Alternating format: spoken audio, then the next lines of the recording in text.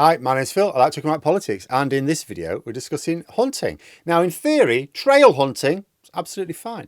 It was introduced as a compromise by the last Labour government when it banned fox hunting. The idea is, instead of chasing a terrified sentient creature through the countryside with horns, horses and hounds before tearing it to pieces and then smearing the blood on the foreheads of young children, hunt enthusiasts would chase a rag smelling of foxes to fulfil the same exercise, but without the animal cruelty element. Sounds absolutely fine. So why are Labour banning the practice, and why do hunt supporters only have themselves to blame? But first, for daily political commentary, please hit the subscribe button so you don't miss out. So when the last Labour government banned fox hunting, supporters of the tradition complained on a number of fronts, but the loss of jobs in rural communities was a big one, and absolutely no government should be happy with the collapse of a local economy. That was one of Thatcher's most maligned traits. However, are we to say we should not make laws against murder because it hurts the job prospects of assassins? Like, some activities are harmful in some way or other, and governments and parliaments literally exist specifically to outlaw those activities. The majority of people view fox hunting as immoral in the modern age. And if you want to live in a society, do you know what? You have to show some consideration to that society. It's not even like people need to hunt foxes. Like, it's a hobby, it's a pastime. It's not something that people need for their health or their education or their travel or even their food. You don't eat the fox. It's a barbaric activity. That is the beginning and the end of it. However, when the last Labour government banned it, they left in a compromise. Well, we don't want to hurt people's jobs. Tell you what, and because at the end of the day, what is a fox hunt? It's a load of posh people, they're always posh people, dressed in cosplay, riding horses surrounded by baying hounds and blowing trumpets whilst pissed as farts on the Brie Hunt brandy. The people taking part don't actually do anything to or with the fox. The fox is neither here nor there. They're just riding around a countryside. The hounds just rip the fox to shreds, and some tit holds up the tattered remains afterwards and smears the blood on any children taking part for the first time. You could do all that without an actual fox, can't you? So trail hunting was proposed as an alternative. Instead of chasing an actual fox, the dogs would chase after a scent, which is all they do with a real fox anyway, and the horse riding chinless wonders can just ride after them. The dogs don't know any different, the horses don't know any different, the chinless wonders don't know any different. Largely clueless at the best of times, they've been at the brandy to take the chill out of the Boxing Day air, so they have even less awareness of what's going on than usual. And if they insist on smearing the fox's blood on a child's forehead at the end of the proceedings, they can just squirt a bottle of ketchup at their head. It's much the same effect. But in the Labour manifesto this year, which now has a mandate for delivery, it said it would ban trail hunting.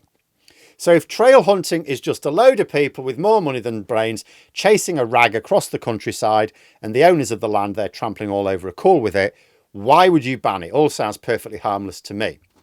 Well, because although I'm not going to say trail hunting doesn't actually happen, a lot of hunt organisers were just chasing foxes, as they always did, and claiming it was a trail hunt. In other words, these posh aristocrats and their attached sycophants were breaking the law. So although fox hunting is illegal, the practice continues on pretty grand scale. And if hunt organisers aren't going to respect the law, it's actually quite hard to enforce. After all, the one thing you never actually see during a fox hunt is a fox. Because as soon as you catch up to it, it's basically game over. And before anyone really sees much of it, the dogs have torn it into 3 bits anyway. So how do you tell the difference between a trail hunt and a fox hunt without assigning a load of police officers across the pitch at considerable expense to the taxpayer? And this is why they only have themselves to blame for Labour banning even trail hunts, which are absolutely fine if that's what was going on. They refuse to accept the will of society, they refuse to comply with the law, and like a child who refuses to do as they're told after repeated warnings, they're now going to lose some privileges. And if it means job losses, it's the fault of the law-breaking toffs. Not that it has to mean job losses. Those toffs are paying them anyway. They don't get anything out of the fox. They don't sell the fox afterwards and use the proceeds to pay the people involved in the hunt. They're just paying it. It's like a hobby. They can carry on employing those same people for some more wholesome and, above all, legal activity if they wish. So if there's any job losses, it's because the aristocrats aren't interested in employing them for anything legal, really. But a trail hunt was basically the same activity. Like, zero difference between what a moron on a horse does during a fox hunt and a trail hunt.